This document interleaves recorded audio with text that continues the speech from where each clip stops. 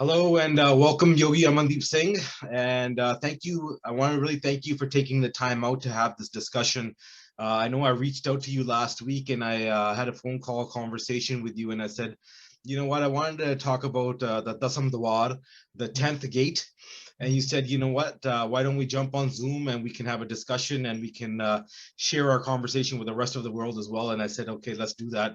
So first and foremost, thank you for taking the time out today. Thank you, thank you, thank you. Blessings to you. Yeah.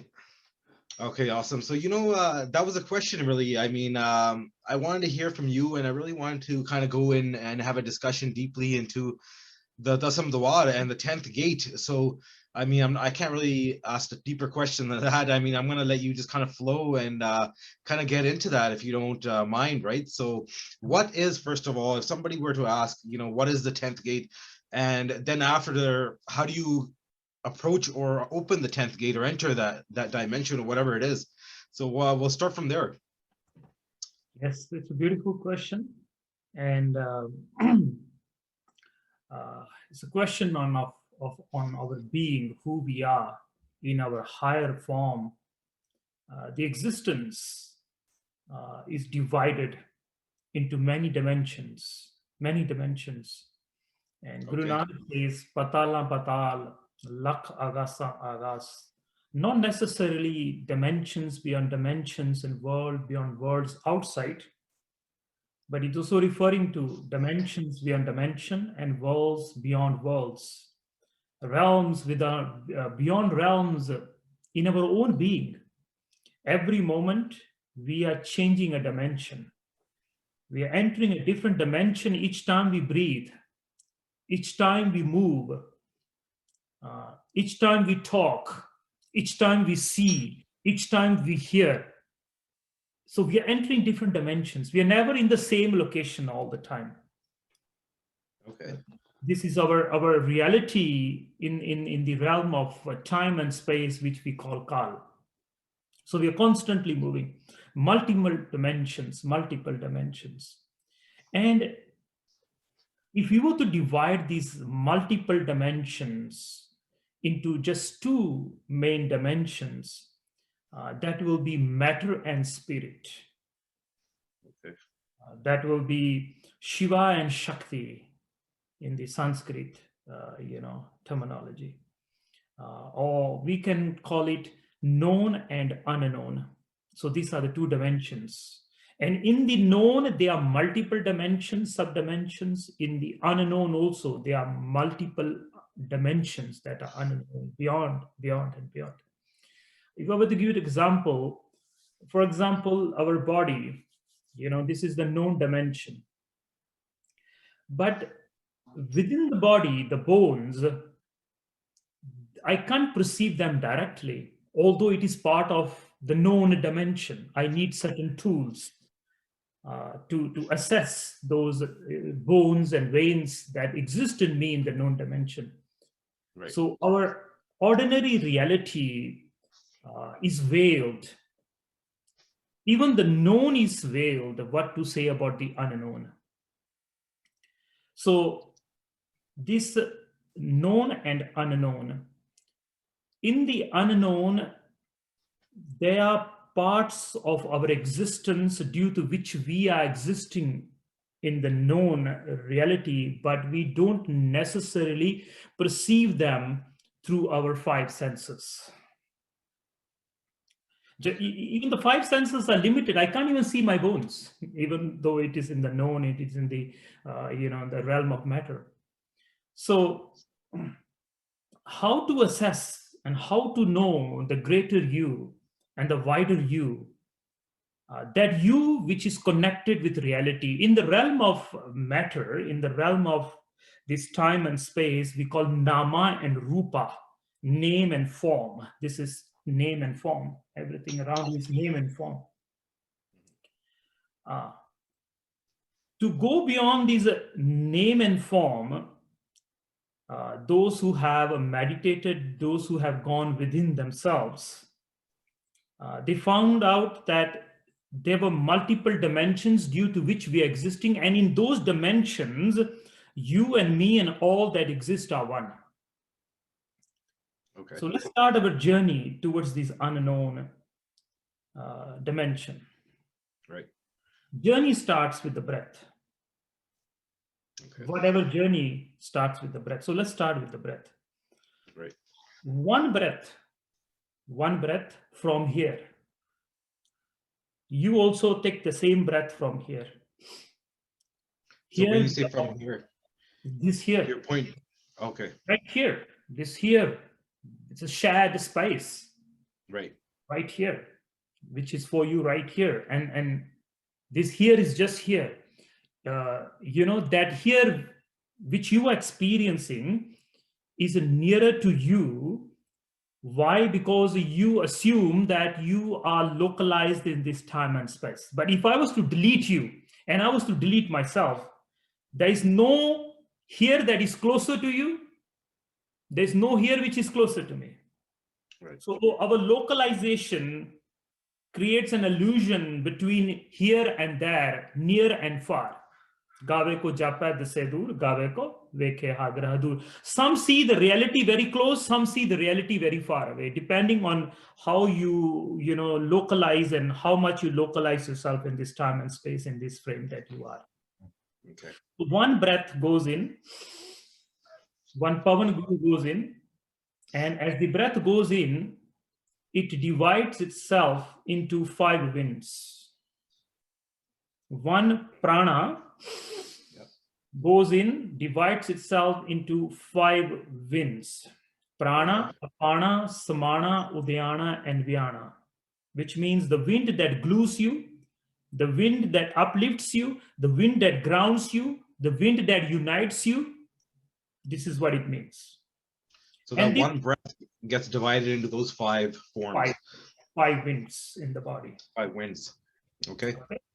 And these 5 winds start flowing through 72,000 nadis, which are energetic pathways in the body. Wow. The book says, Batua ek bahatra adari. Within the frame of the body, there are 72,000 energetic pathways through which one prana that went in divided itself into 5. One became many. Ek to anek bhai. From one prana, at the level of prana here, you and me are one. This is a koankar. Right. Only when it goes in, my mind kidnaps it. Okay. And then imprints its samskaras, its stories onto it, and that wind becomes me. And that wind becomes you. One became 2. And like that, multiple dimensions are taking birth right from here. Right here. So that's the starting point. Yes, this is what it is, right? And this one wind goes in, divides itself into 5, and travels through the 72,000 nadis, which is the web of life. Which is the web of life, through which mind, through which your emotions, your sensations, all are taking birth. You are nothing but the movement of the breath. That's what you are. Okay. Now, from this 72,000 nadis, 10 are the main nadis. Okay. That more or less give you this shape, give you this name, give you this form, give you this experience of time and space. Okay. 9 of these nadis have an opening in the known world. Only one of these nadi has an opening in the unknown world. Okay. So let's talk about the 9 nadis first, because the nadi that has an opening in the unknown realm is the Dasum Duar. We will discuss that later. Let's discuss that, which gives birth, that 10 nadis, which is an opening and which receives the outer world and which gives birth to the outer world, which receives and gives. So these 9 doors, they are called 9 doors.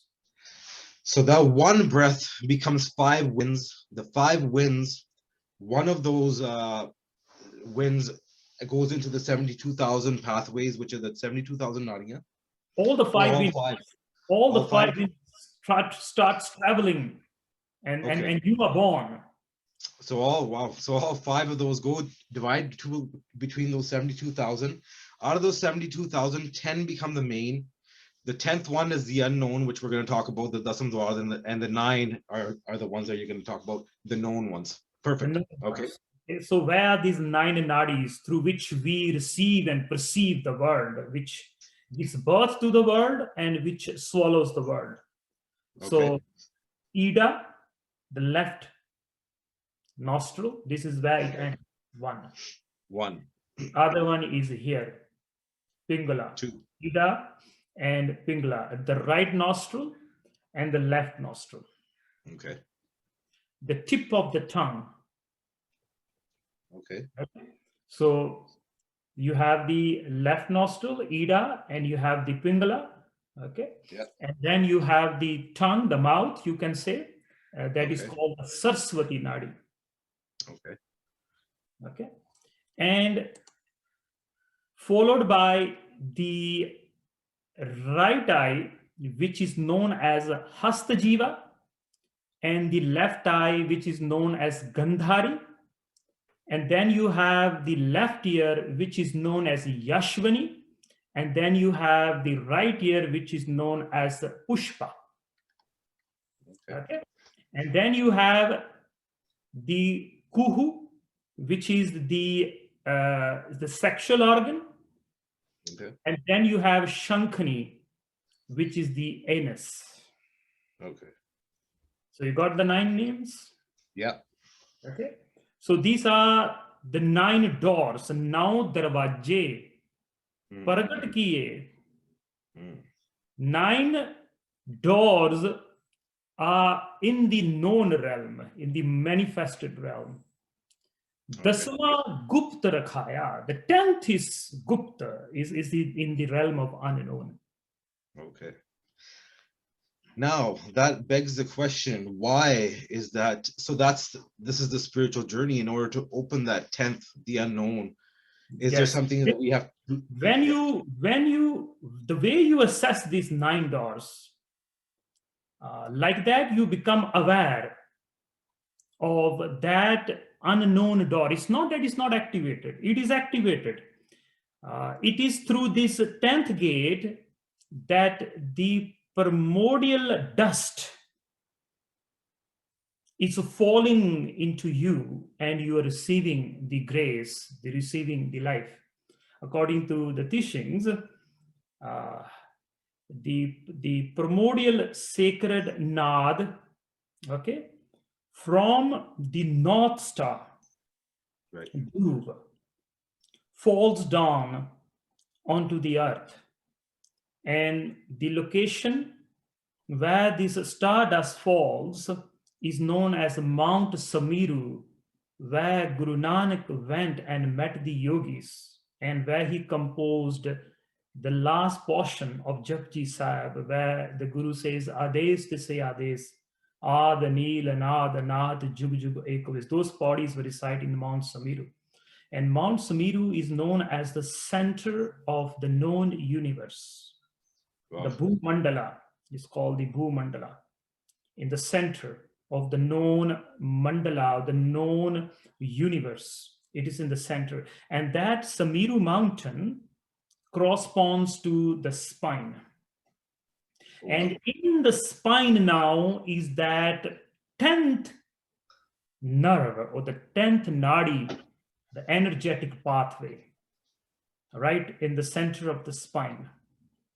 It starts from the perineum and it ends in the tip of your head, in the center of your head. You know, when a child is born, there's this circle there.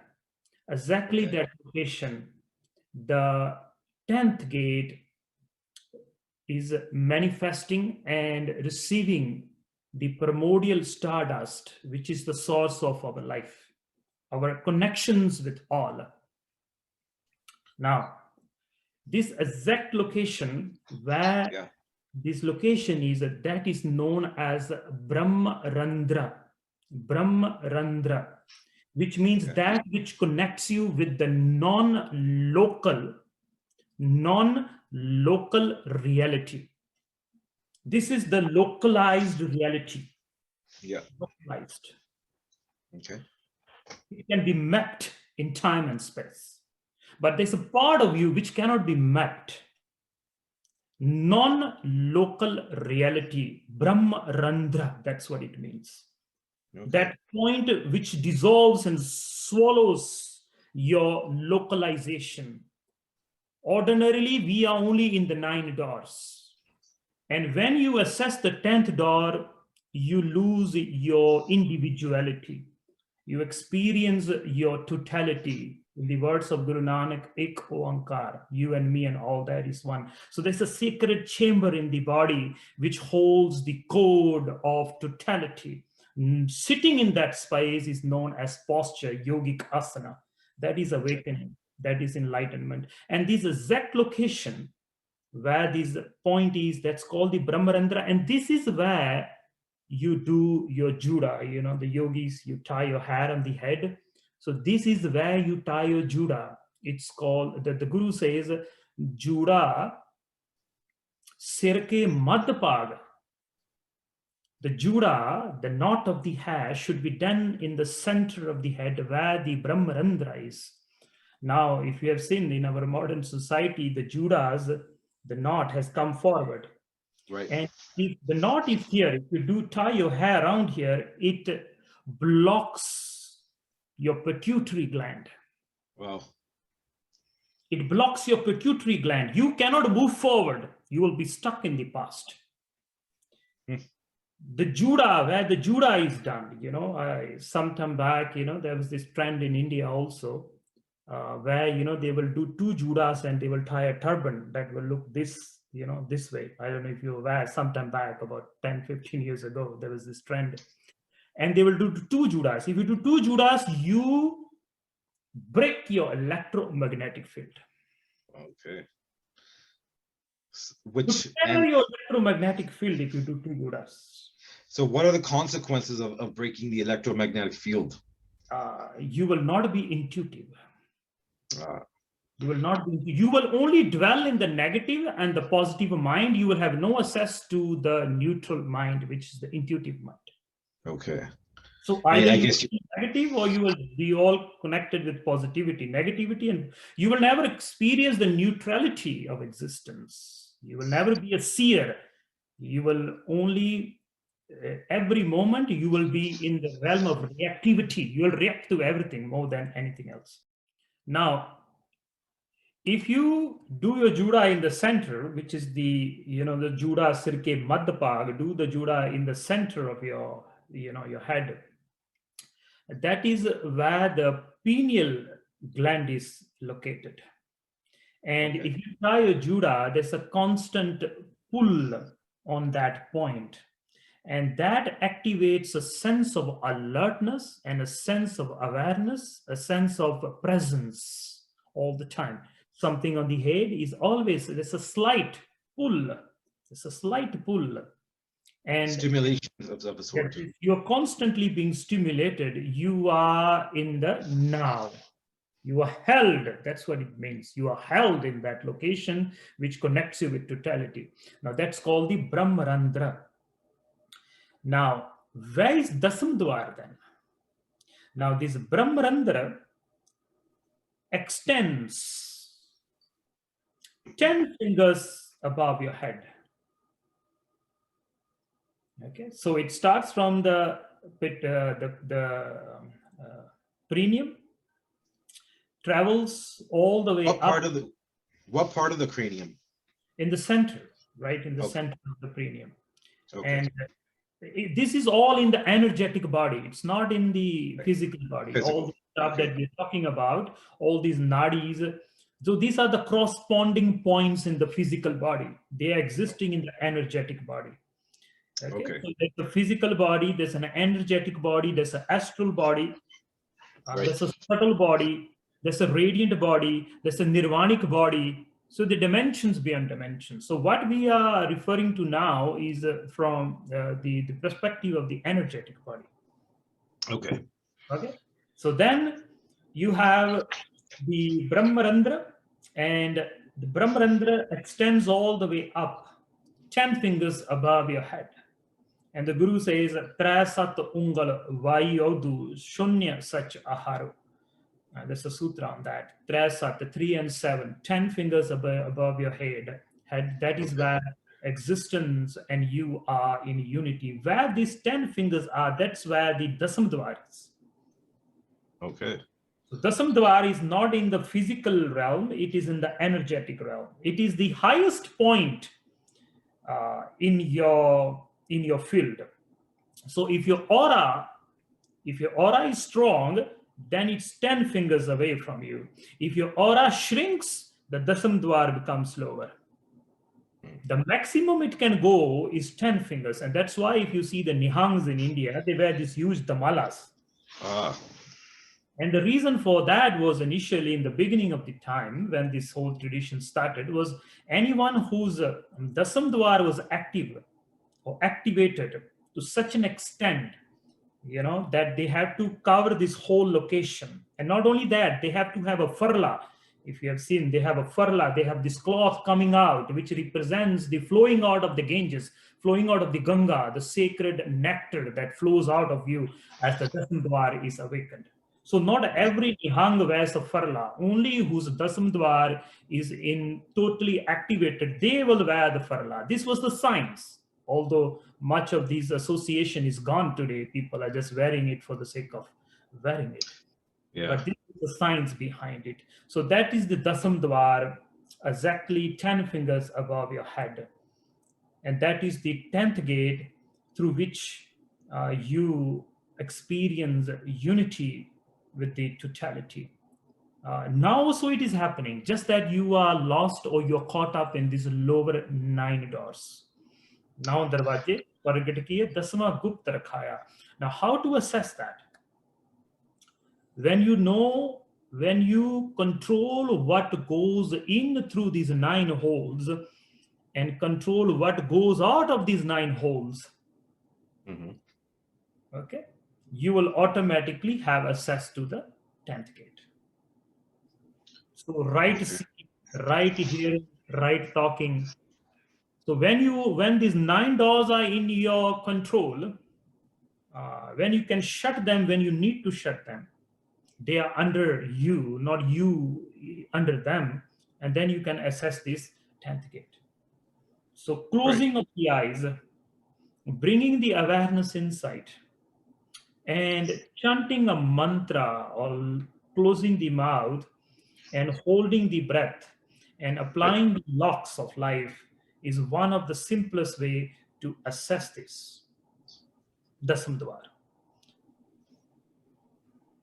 And you teach these, obviously you have classes and you do all this and you teach people how to basically, kind of apply this.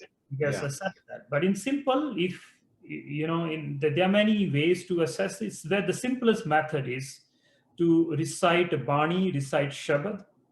The more you recite holding the breath. So ordinarily, we chant the Banis out or we chant the mantras out. So that's a beautiful way. It also awakens the 10th gate. There's no doubt on that, because as the tongue touches the palate, it stimulates the 84 meridian points on the upper palate, which in turn stimulates the pituitary, and then it stimulates the pineal, and then the Brahmarandra is activated. There's no doubt on that. But to go even further, to go faster, what you do is you inhale and you hold your breath. You close your eyes. The breath is held, the mouth is closed. Awareness goes in and you apply the lock, the lower lock it is called. Mool Band. The Guru says, Mool Dware Bandya Band, Asur Nadika Bande Mool. The 2 lower doors, just squeeze them in and up and just hold this lock. And while holding this lock, in your inner mind, recite the Shabad, recite the Bani, recite the mantra. And as long as you can. And then you exhale. And you let go of all these locks. And again you inhale, you hold, you apply the lower lock, the Mool Band it is called. And then, eyes closed, ears, the awareness, attention goes in, mouth is closed, and internally you're reciting the mantra, and this activates the 10th gate. It's a very simple process, simple as control the 9 doors, and then the 10th gate will be revealed to you.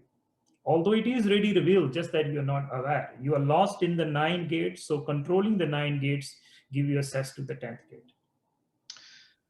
So this is very interesting, because this is wisdom that's that is basically taught from yogis, yogic tradition, which is and this is no doubt effective. I'm interested to know in the Guru Granth Sahib, Sri Guru Granth Sahib, what do they say further in terms of unlocking? Do they go into? Does it go? Does the Guru speak on that? Yes. So we talked about the locking the breath inside, right? Yeah. And you lock the breath. And Gurus, this is called Kumbhak. Okay. This is called Kumbhak. Okay, when what we just did, inhale, hold, apply Mool Bandh, close the eyes, look within and chant a mantra. So holding the breath inside, the yogis call this Kumbhak. Okay. And the Sri Guru Granth Sahib Maharaj says, Jab Kumbhak Bharpur Leena, Jab Kumbhak Bharpur Leena, to baje anhad bina. When you master Kumbhak, you will assess the play of life, the play of reality within your own self.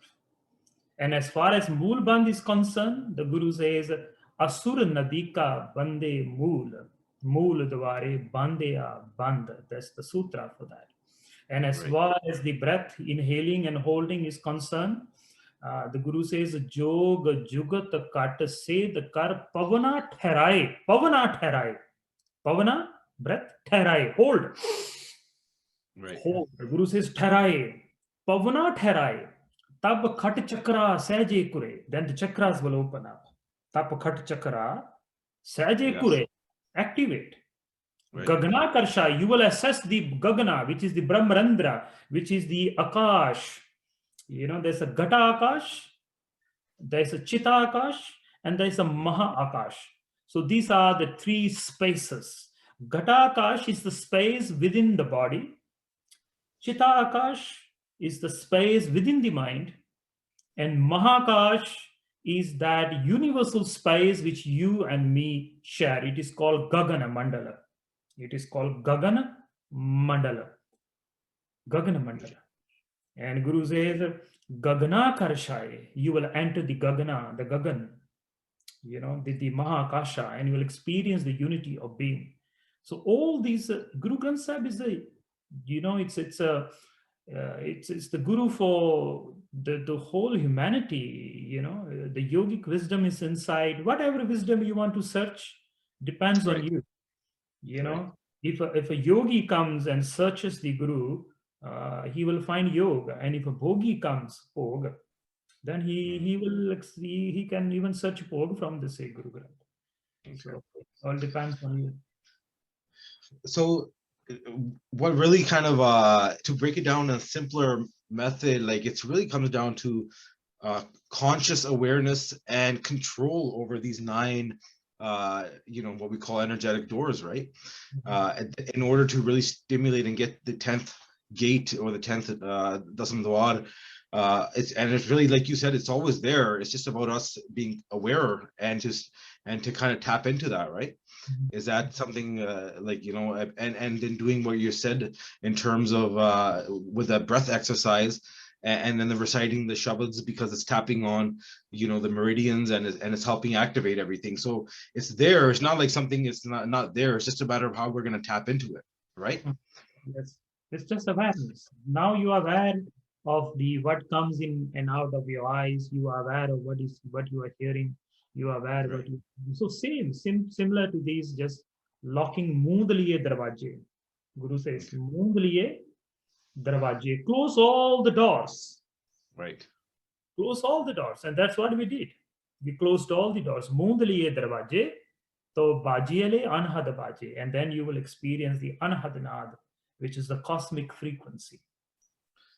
So one of the main reasons why I got interested in wanting to learn more about the Dasam Duar, the 10th gate, was because I think I read somewhere, or I don't know if we had a conversation, or it was somewhere, I can't pinpoint exactly where this conversation was, but it was something about at the moment of death, if you want to get out of the cycle of life and death, of rebirth and birth, right?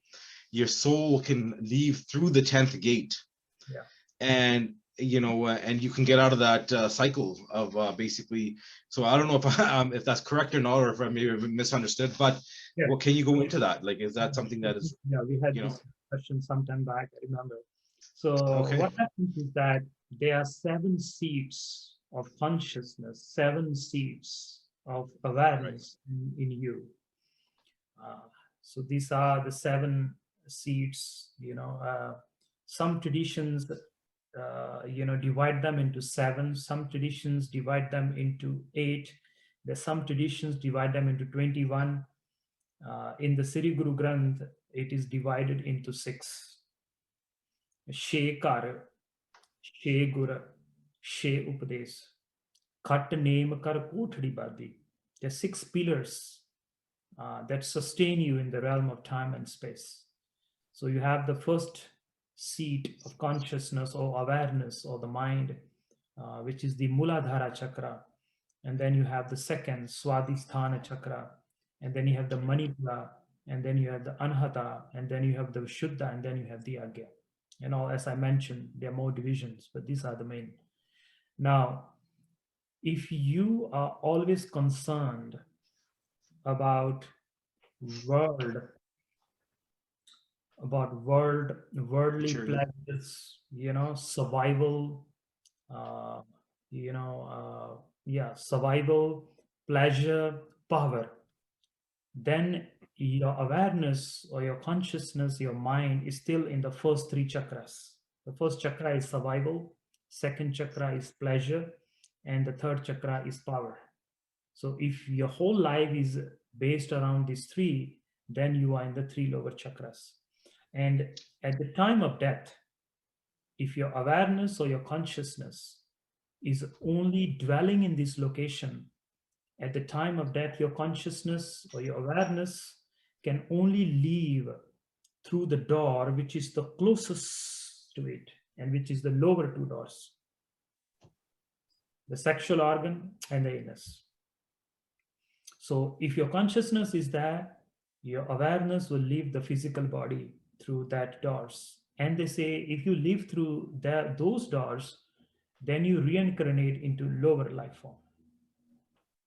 And then if you have raised your awareness, raised your consciousness, raised your mind, and you have brought it up to the heart, to your throat, to your awareness, your intuition, your third eye, then at the time of death, life will either leave through the mouth or through the nose or through the ears.